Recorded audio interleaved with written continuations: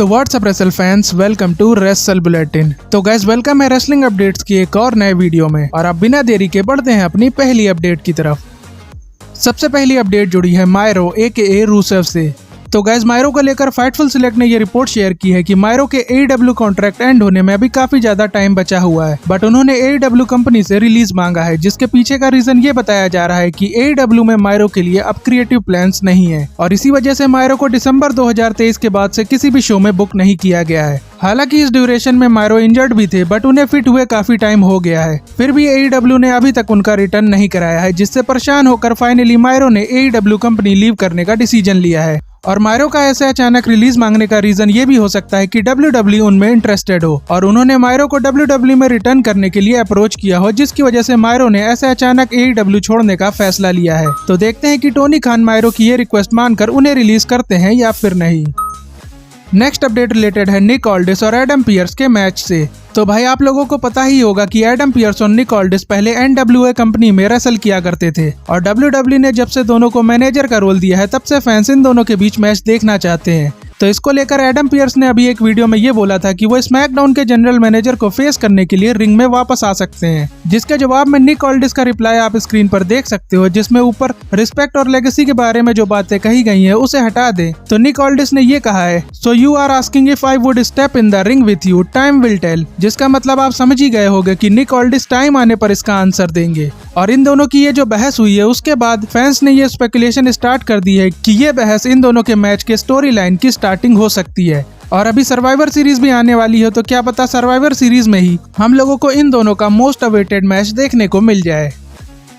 अगली अपडेट जुड़ी है शेमस के न्यू कॉन्ट्रैक्ट के लेंथ से, जिसके बारे में डेव मेटजर ने ये रिपोर्ट शेयर की है कि शेमस ने WWE के साथ अगले 5 सालों के लिए डील साइन कर ली है, जिसका मतलब ये है कि रैंडी ऑर्टन के साथ अब शेमस भी अगले 5 सालों के लिए WWE के साथ ही काम करने वाले हैं। वैसे 5 साल तो क्या, अगर WWE 10 साल के लिए भी शेमस को कॉन्ट्रैक्ट दे देती तब भी शेमस आराम से उस कॉन्ट्रैक्ट को साइन कर देते, क्योंकि शेमस WWE के लिए काफी ज्यादा लॉयल है।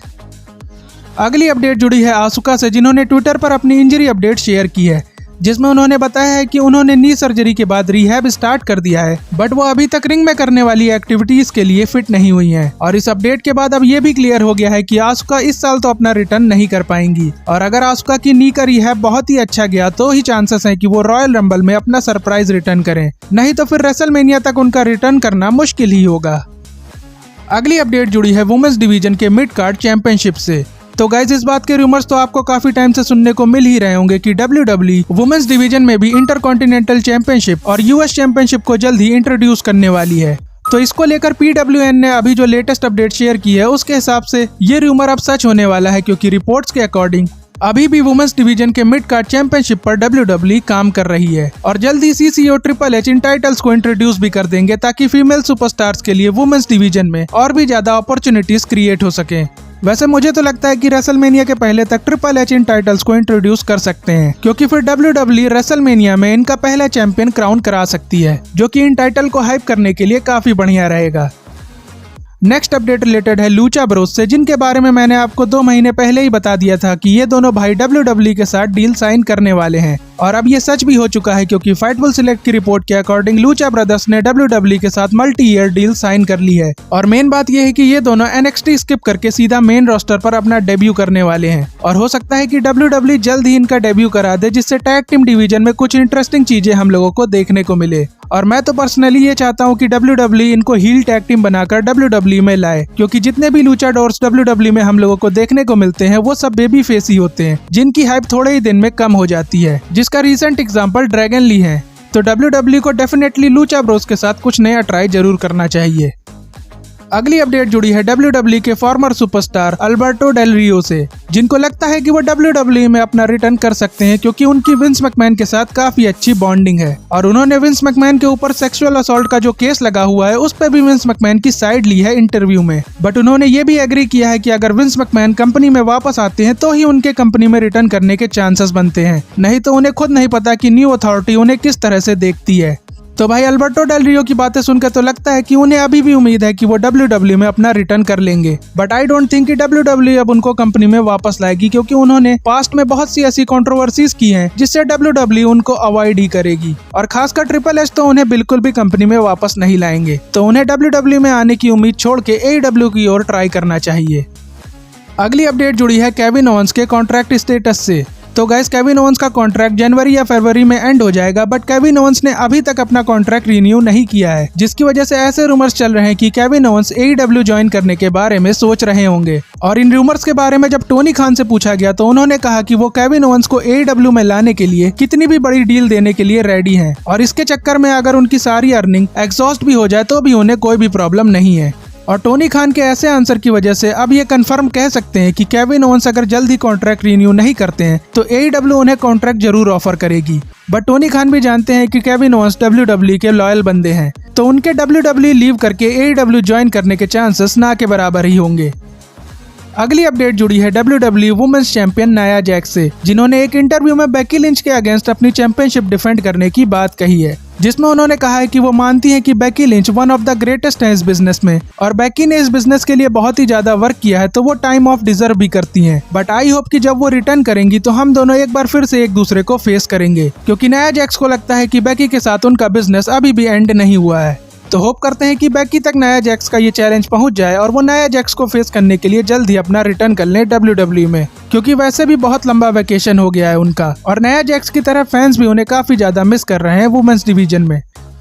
तो भाई, कोडी रोड्स और रोमन रेंस के बैड ब्लड मैच को लेकर रेसल वोट्स ने एक रिपोर्ट शेयर की है, जिसे आप स्क्रीन पर देख सकते हो, जिसमें ये बताया गया है कि कोडी और रोमन ने बैड ब्लड PLE के लिए एक फुटेज शूट की है, जिसमें दोनों के अटलांटा कनेक्शन को दिखाया गया है, जिसमें कोडी का तो होम ही है अटलांटा, और रोमन रेंस ने अपने अमेरिकन फुटबॉल वाले करियर में 2 सीजन अटलांटा की एक टीम के लिए खेले हैं। तो यही कनेक्शन WWE इस फुटेज में दिखाने वाली है, जिससे शायद WWE इन दोनों की बॉन्डिंग को बढ़ाना चाह रही हो, बट आई डोंट थिंक कि ये दोनों बंदे अपने ईगो को साइड में रख के सेम पेज पर कभी आएंगे, जिस वजह से बैड ब्लड में इनका मैच काफी ज्यादा इंटरेस्टिंग होगा।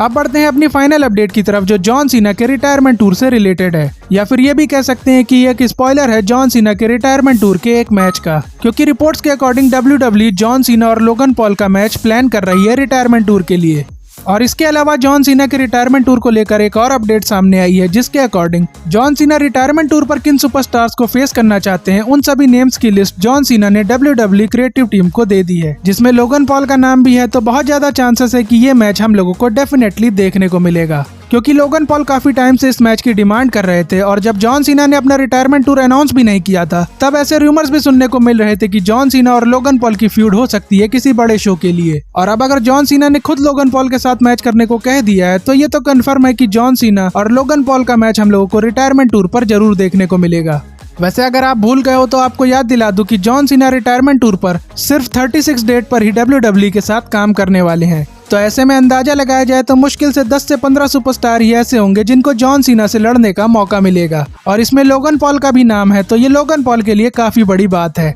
बाकी आप लोग कमेंट करके जरूर बताना कि आप लोग करंट रोस्टर में किस सुपरस्टार के साथ जॉन सीना का मैच देखना चाहते हो रिटायरमेंट टूर पर। बाकी आज की वीडियो यहीं तक थी, और WWE के तगड़े वाले फैन हो तो चैनल को सब्सक्राइब जरूर कर देना, वीडियो को लाइक शेयर करना मत भूलना, और अब आपसे मुलाकात होगी नेक्स्ट वीडियो में। तब तक के लिए जय हिंद, जय भारत।